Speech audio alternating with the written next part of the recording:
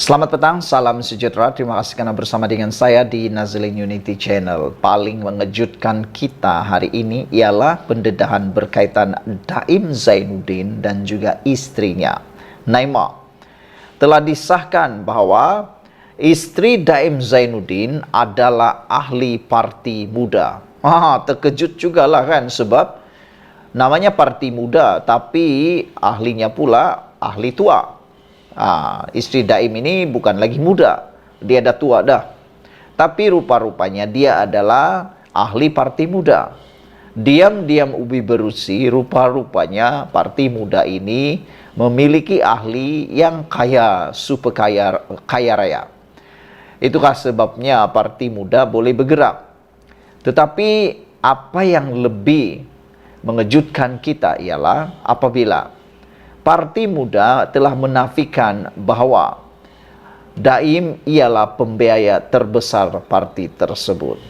Saudara-saudara sekalian, yang menjadi perdebatan di media sosial ialah apabila netizen mengetahui istri Daim adalah ahli parti muda.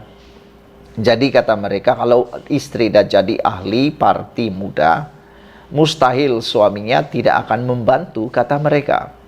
Itu sebabnya kata mereka, apa sebenarnya kepentingan Daim menyertai atau istri Daim menyertai, bukan Daim, istri Daim menyertai parti muda. Walhal kita tahu parti muda bukanlah kegemaran parti atau ahli politik yang lain. Apa kepentingan Daim menyertai parti muda? Menurut kata muda, yaitu pemangku presiden muda Amira, beliau telah membuat pengakuan bahawa Daim bukanlah pembiaya terbesar mereka.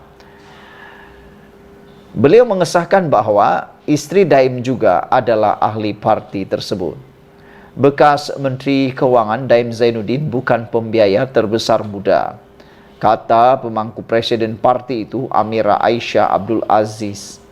Beliau berkata demikian ketika ditanya sama ada Daim antara pembiaya parti berkenaan, dan menambah parti itu mempunyai struktur pembiayaan dalaman yang ketat, dengan seseorang penderma hanya boleh menyumbang sehingga RM200,000 pada satu masa.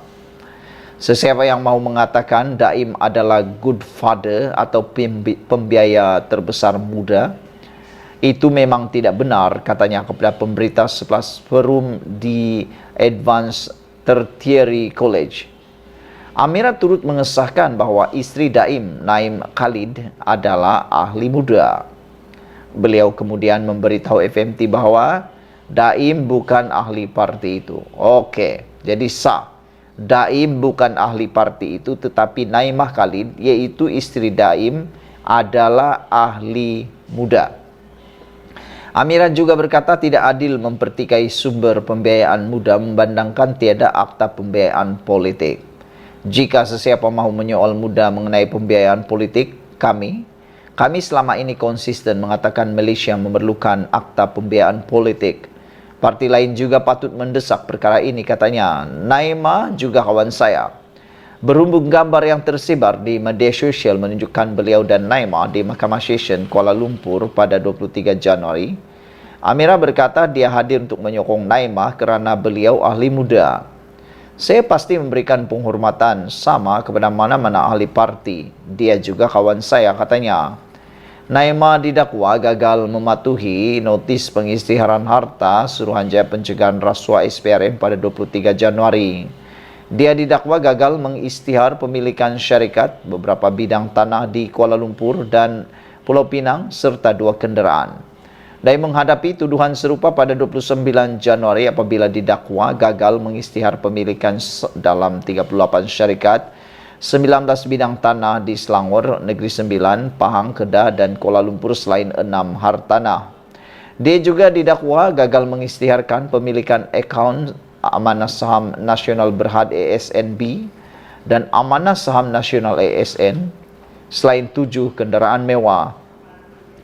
Jika sabit kesalahan, Daim dan Naimah menghadapi hukuman penjara maksimum 5 tahun dan denda tidak melebihi RM100,000.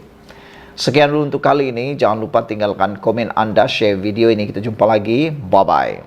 Selamat petang, salam sejahtera. Terima kasih karena bersama dengan saya di Nazilin Unity Channel.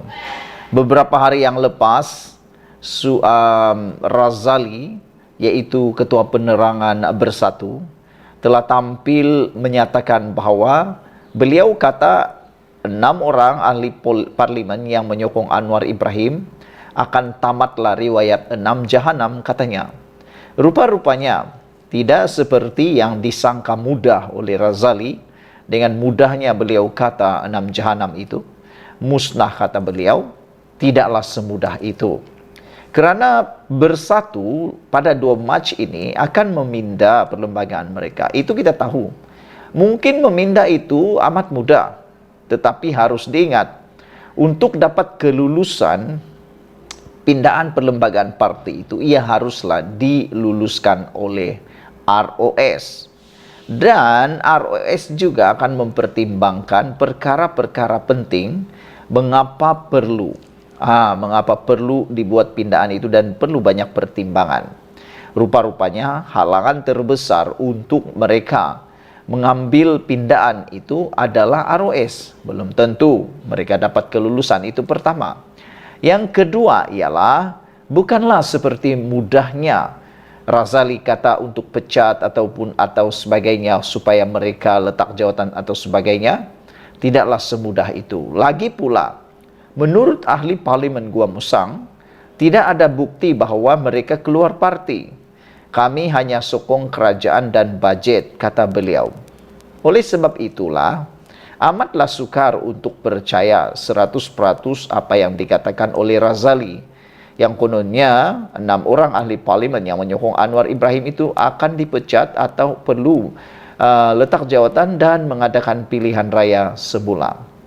Belum tentu lagi itu boleh diperoleh, boleh diambil dan dapat oleh ahli parlimen Bersatu ataupun parti Bersatu. Salah seorang daripada 6 ahli parlimen Parti Pribumi Bersatu Malaysia Bersatu yang menyokong Perdana Menteri Anwar Ibrahim hari ini membangkitkan persoalan. Tindakan partinya yang mahu memindah perlembagaan Perhimpunan Agung khas pada 2 Mac ini. Ahli Parlimen Gua Musang, Muhammad Azizi Abu Naim, secara menyindir berkata, sekiranya pindahan itu dilaksanakan, adakah kelulusan itu dapat diperoleh pada penggal ini? Itu persoalannya. Adakah kelulusan pindahan itu dapat serta-merta? Anda jangan ditipu, jangan Anda sangka apabila pindahan dibuat boleh dapat pula kelulusan serta-merta dari ROS. Ia boleh mengambil masa yang pendek ataupun panjang. Dan bolehkah kelulusan itu diperoleh pada penggal ini?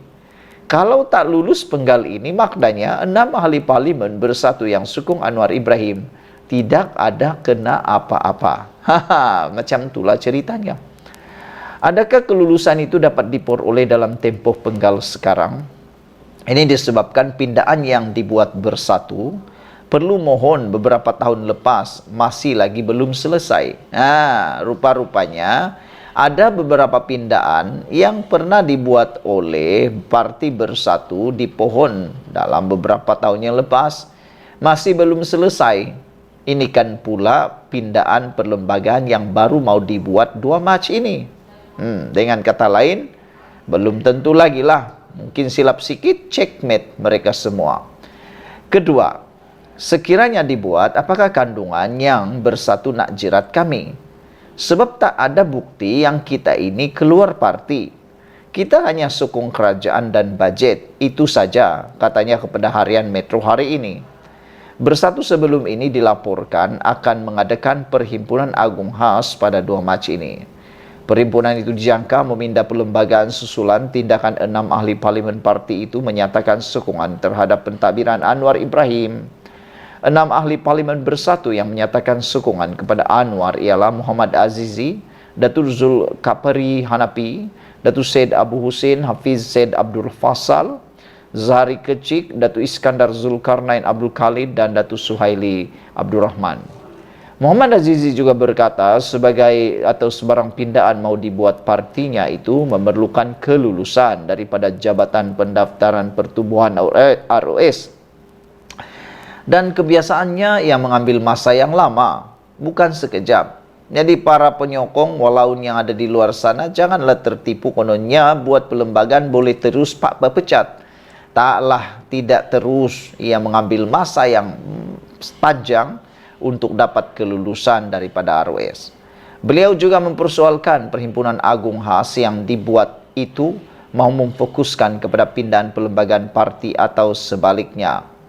Kita pun tak pasti sama ada Perhimpunan Agung HAS yang mereka nak buat pada 2 Mac nanti, adakah betul-betul nak fokuskan pada pindahan katanya. Ini disebabkan ada sesuatu yang lebih kepada konflik kepentingan dalam kalangan 2 pemimpin tertinggi. Katanya yang tidak mendedahkan siapakah pemimpin itu. Silap-silap hari bulan, pindaan yang dibuat itu bukanlah pindaan terhadap 6 ahli parlimen itu, tetapi pindaan terhadap syarat untuk mencabar Presiden Parti Bersatu. Dalam pada itu, penganalisis politik dari University Sains Malaysia Profesor Datuk Dr. Siva Murugan Pandian pula berpandangan, pindaan perlembagaan mahu dilakukan oleh Bersatu itu tidak akan menggugat 6 ahli parlimen yang menyokong Anwar. Menurutnya ini disebabkan pindaan itu dibuat selepas 6 ahli parlimen berkenan menyokong Perdana Menteri. Bagi saya, ke-6 itu tidak tergugur sebagai ahli parlimen, tetapi ia masih boleh diperdebatkan. Dalam konteks perundangan, banyak perkara boleh ditelusi, katanya. Selain itu katanya, jika mengikut akta lompat parti, mereka yang dipecat juga tidak akan hilang kerusinya. Jadi apakah akan wujud satu lagi polemik perundangan?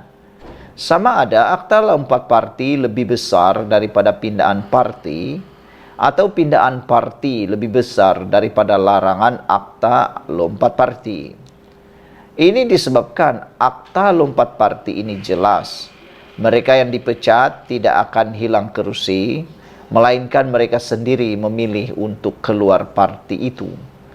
Kalau mereka memilih untuk keluar parti, kerusi itu akan kosong secara otomatik. Dalam konteks ini, ke-6-nya hanya menyatakan sokongan dan tidak keluar parti, katanya lagi. Sekian dulu untuk kali ini. Jangan lupa tinggalkan komen Anda, tekan butang subscribe. Apa pula pendapat Anda tentang isu kali ini? Dan tentunya, silap-silap hari bulan yang bermasalah nanti ialah Muhyiddin pada 2 Mac nanti. Sekian dulu, kita jumpa lagi. Bye-bye.